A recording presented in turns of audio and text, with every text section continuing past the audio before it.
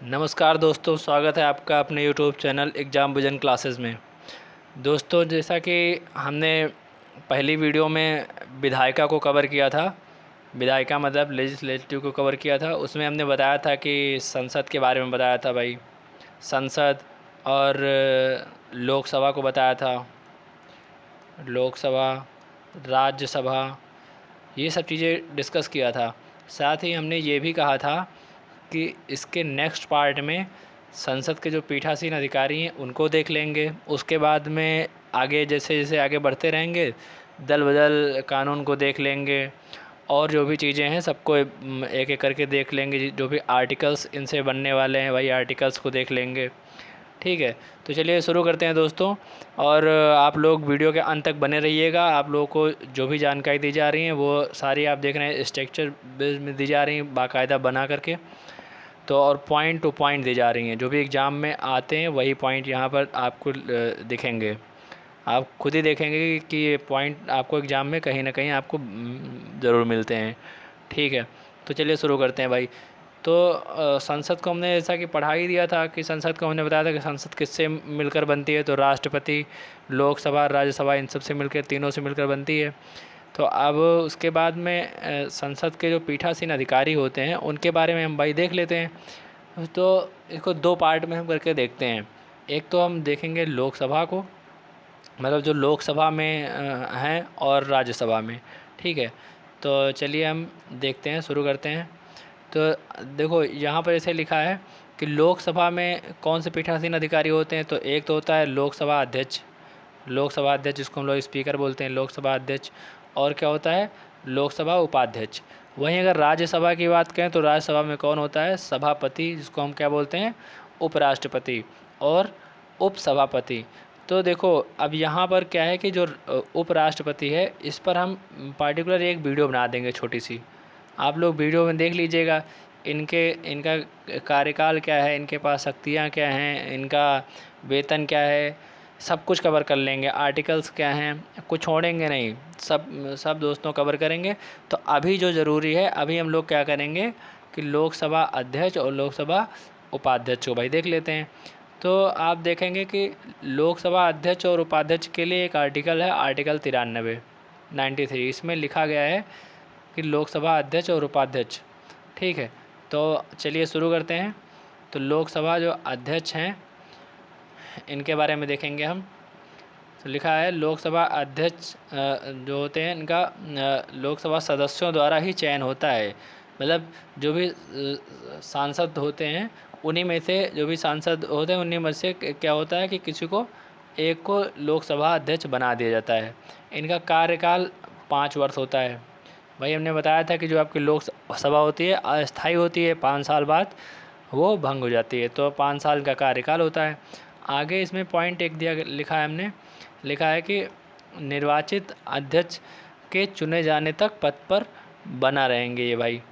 मतलब कि अगर मान लीजिए कि 5 साल बाद इनका कार्यकाल समाप्त हो गया, अब उसके बाद में कोई दूसरी पार्टी जीत गई, तो क्या हुआ कि नवनिर्वाचित अध्यक्ष यही जीते, तो अध्यक्ष मतलब जो भी अध्यक्ष रहेगा तो वो तब तक बना रहेगा जब तक कि नया जो कि आ नहीं जाता है।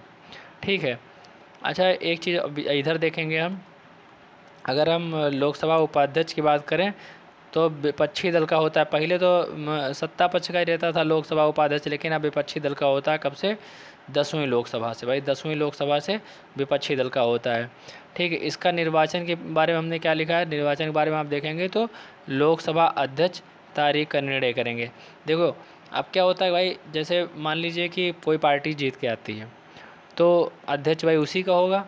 तो वही जब वो डिसाइड करेगा कि इनको कब भाई इनको शपथ लेना है, शपथ ग्रहण कब होना, निर्वाचन का कब होना, तो वही वही तारीख का निर्धारण करेगा।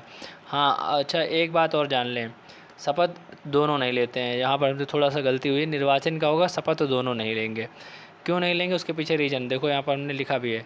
शपथ जो है अध्यक्ष और उपाध्यक्ष कोई नहीं लेता है। रीज़न क्या होता है, जब ये जीत के आते हैं तो जो प्रोटेम्प्ट स्पीकर होते हैं, जो प्रोटेम्प्ट स्पीकर होते हैं वो पहले ही शपथ दिला देते हैं, सदस्य के रूप में। भाई जितने भी सदस्य जीत के आते हैं सबको शपथ दिलाती है, तो इनका एक बार शपथ ग्रहण हो गया होता है, तो इसलिए इनको शपथ दिलाने की दोबारा ज़रूरत नहीं होती है। अच्छा, अब यहाँ पर देखो लोकसभा उपाध्यक्ष के बारे में हम एक बात देखेंगे कि लोकसभा अध्यक्ष की अनुपस्थिति पर उपाध्यक्ष कार्य करेगा, वह संपूर्ण शक्तियाँ निहित होगी। अब देखिए इसके बाद में हमने लोकसभा उपाध्यक्ष के बारे में और कुछ नहीं बताया। इसके पीछे रीज़न ये है कि यहाँ पर देखो लिखा गया लोकसभा अध्यक्ष की अनुपस्थिति पर उपाध्यक्ष ही कार्य करेगा, संपूर्ण शक्तियाँ निहित होंगी। तो इसका मतलब कि इसके बाद हम जो लोकसभा अध्यक्ष इनको अगर हम पढ़ लें तो समझ जाएंगे कि इनके पास क्या क्या शक्तियाँ हो सकती हैं। देखो सिंपल सा आपको बात बता दें कि जो भी सत्ता पक्ष रहता है, जो भी मतलब जो उस समय वर्तमान में पार्टी रहती है जिसका अध्यक्ष रहता है, ठीक है, वो अगर हटेगा तो उसी का कोई ना कोई अध्यक्ष दोबारा बना दिया जाएगा। इसलिए इसे सिर्फ ये पॉइंट मान लीजिए कि मेंशन है कि लोकसभा अध्यक्ष की अनुपस्थिति पर उपाध्यक्ष कार्य करेगा। ऐसा होता नहीं है कभी कि उपाध्यक्ष के पास में इतनी पावर दे दी जाए। कभी जो भी पार्टी होगी मतलब रूल कर रहे होगे, वो कभी नहीं चाहेंगे कि हम अपने विपक्ष को पावर दे दें। ठीक है, बस लिखा है समझ जाइए। अच्छा, शक्तियाँ होती क्या हैं वो हम नीचे देख लेंगे। हटाने की प्रक्रिया पहले देख लेते हैं कि क्या होता है। अच्छा, हटाने की प्रक्रिया में देखो हमने स्टार बनाया, बहुत इंपॉर्टेंट है, क्योंकि देखो इस बार भी अभी मान लीजिए 2026 चल रहा है, तो इस बार भी अभी जो लोकसभा अध्यक्ष थे तो उनको हटाने के लिए विपक्ष ने अधिनियम लेके आए थे वो लोग। तो देखो तो क्या होना चाहिए, हटाने की प्रक्रिया क्या होनी चाहिए, मतलब अगर लोकसभा अध्यक्ष को हटाया जाता है तो फिर 50 सदस्यों का समर्थन चाहिए पहली बात तो। और प्रस्ताव कहाँ पर आएगा, ये केवल लोकसभा में आएगा। भाई राज्यसभा में क्यों ही जाएगा, क्योंकि लोकसभा अध्यक्ष है तो जाहिर सी बात है लोकसभा में आएगा। आगे क्या लिखा है, सदन में उपस्थित वह, इसके बाद में हाँ इनका ये कहना है कि मान लीजिए कि प्रस्ताव आ गया, भाई प्रस्ताव आया इनको हटाने के लिए, तो उसके बाद में जब प्रस्ताव आ जाता है तो ये हट ही जाते हैं। जब चाहे वो प्रस्ताव पारित हो या ना पारित हो, लेकिन प्रस्ताव अगर आ गया तो ये हट जाते हैं, इनकी जगह कोई दूसरा तब तक कार्यवाही देखता है।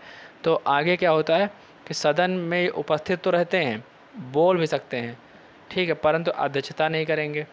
ठीक है, अध्यक्षता ये नहीं करेंगे। फिर उसके बाद में जब तक ये मान लीजिए ये प्रस्ताव चल रहा है, अगर नहीं पारित हुआ तो उसके बाद तो करेंगे ही, लेकिन जब तक ये प्रस्ताव चल रहा है तब तक इस पर जांच वगैरह चल रही तब तक ये अध्यक्षता ये नहीं करेंगे भाई, क्योंकि अध्यक्ष दूसरा कोई अध्यक्ष रहेगा, वो देखेगा कि प्रस्ताव में ये 50 लोगों का समर्थन है कि नहीं समर्थन है, फिर ये बहुमत के साथ में पारित हो पा रहा है नहीं, भाई बहुमत नहीं मिली तो ये पारित नहीं होगा। देखो हमने लिखा भी है, क्या लिखा है, जो प्रभावी बहुमत से हटाया जा सकता है। अगर प्रभावी बहुमत नहीं मिली तो ये हटाए भी नहीं जाएंगे।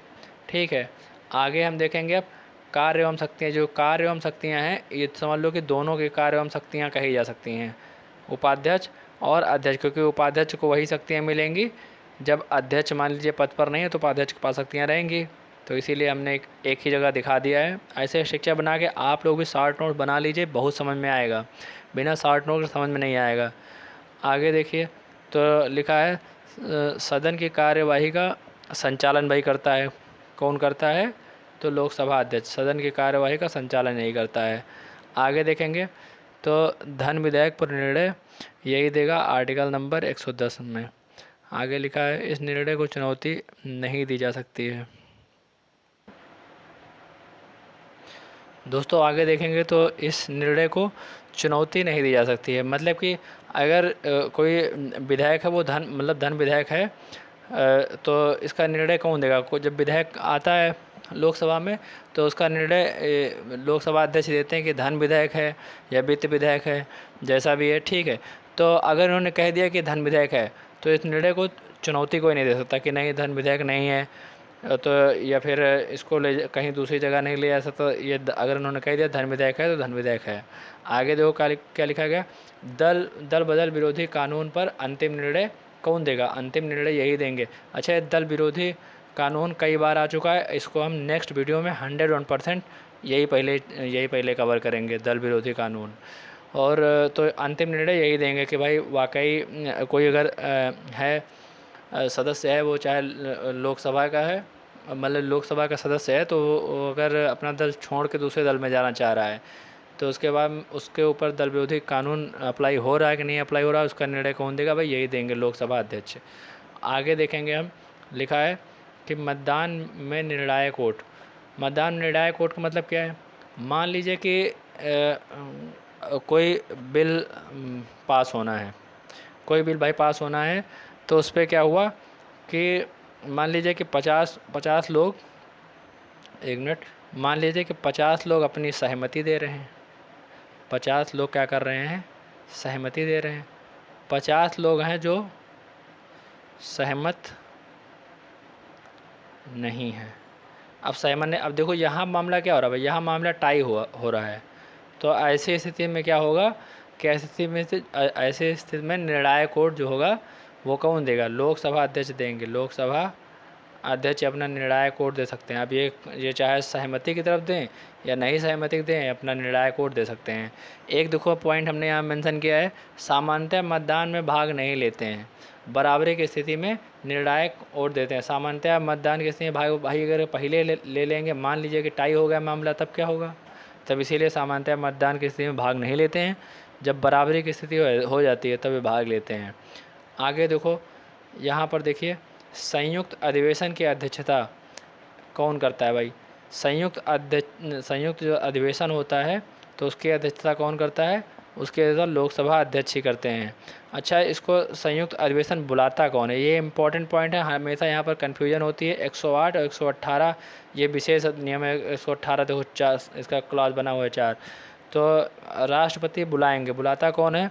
संयुक्त अधिवेशन राष्ट्रपति भाई बुलाते हैं। और लेकिन अध्यक्षता करता कौन है? अध्यक्षता करेंगे लोकसभा अध्यक्ष अध्यक्षता करेंगे। ये चीज़ आप ध्यान में रखिएगा। तो संयुक्त अधिवेशन बुलाते हैं राष्ट्रपति, लेकिन अध्यक्षता कौन करता है? अध्यक्षता करेंगे आपके लोकसभा अध्यक्ष करते हैं। ठीक है, ये चीज़ भाई हो गई। ठीक है। अच्छा, एक चीज़ हम और यहाँ पर छोटा सा मेंशन हम किए दे रहे हैं, जो आपके फर्स्ट लोकसभा अध्यक्ष थे, लोकसभा अध्यक्ष, तो ये कौन थे? ये आपके थे जीवी मावलांकर। ये भाई कभी पूछ सकता है, तो इसको आप मेंशन कर लीजिए। ठीक है। अब देखिए दोस्तों, भाई ये पार्ट भी हो गया। अब हम देखो यहाँ पर हमने मेंशन कर दिया कि जो नेक्स्ट पार्ट आने वाला है आपका, वो किस पे रहेगा। देखो पहले ही बता दिया, वो दल बदल कानून पे रहेगा। और क्या रहेगा? उसी में रहेगा संसद के सत्र जो भी चलते हैं। बजट सत्र होता है, मानसून सत्र, शीतकालीन सत्र, ये तीनों सत्र को भाई हम कवर करेंगे। और क्या आगे देखेंगे? आगे देखेंगे कि जो विघटन है भाई, संसद का जो विघटन है, विघटन किस प्रकार में होता, किस प्रकार होता है, इनका सत्र का विघटन किस प्रकार होता है, सत्रावसान किस तरीके से होता है, स्थगन किस तरीके से होता है, ये सारी चीज़ें हम नेक्स्ट पार्ट में देख लेंगे। ठीक है दोस्तों, तो अभी ये वीडियो आप लोगों को कैसी लगी? आप लोग अगर अच्छी लगी तो भाई लाइक कर दीजिए, सब्सक्राइब कर दीजिए। और अगर आपको चीज़ें सही लग रही हैं तो इसको शेयर ज़रूर करिए, अपने दोस्तों के साथ में शेयर करिए, कम से कम दूसरे लोगों तक भी वीडियो पहुँचे, ये जानकारी उन लोग तक भी शेयर हो। तो चलिए वीडियो को अब यहीं पर समाप्त करते हैं। आप लोग सब्सक्राइब कर लिए एग्ज़ाम विजन क्लासेज को। धन्यवाद।